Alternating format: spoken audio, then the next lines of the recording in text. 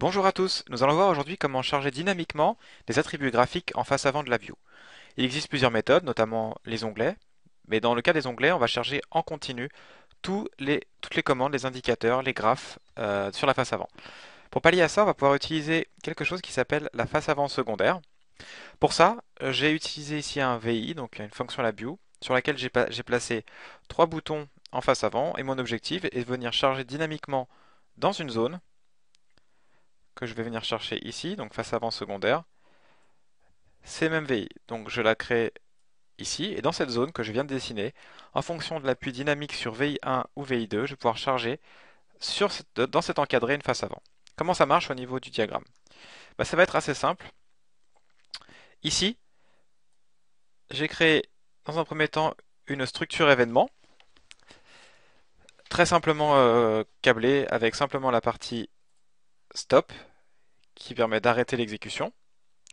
Et puis, en fonction d'un événement sur l'appui VI1 ici ou VI2 dans ce cas-là, je vais afficher dynamiquement le VI1 ou le VI2.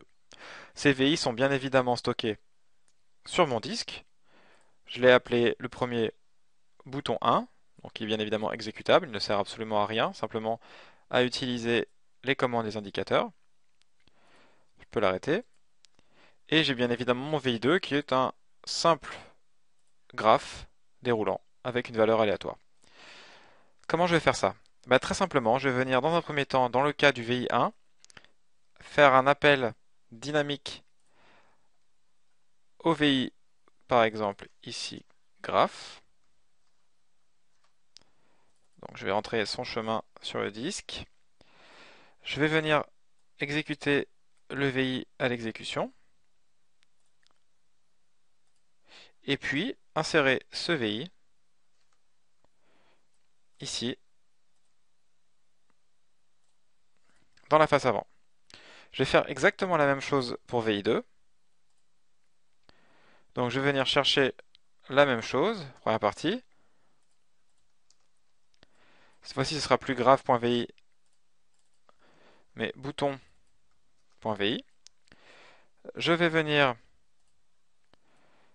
le charger dynamiquement, donc l'exécuter lors de l'appui. Même méthode. Et puis, je vais pouvoir aller chercher la référence ici et le charger en mémoire.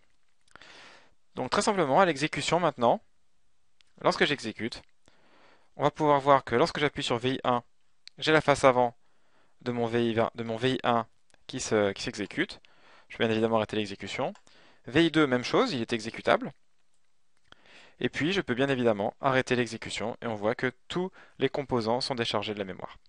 Donc les faces avant secondaires sont une très bonne méthode pour pouvoir exécuter dynamiquement des faces avant, charger en mémoire un nombre limité de contrôles et d'indicateurs pour avoir des faces avant toujours plus réactives. À bientôt!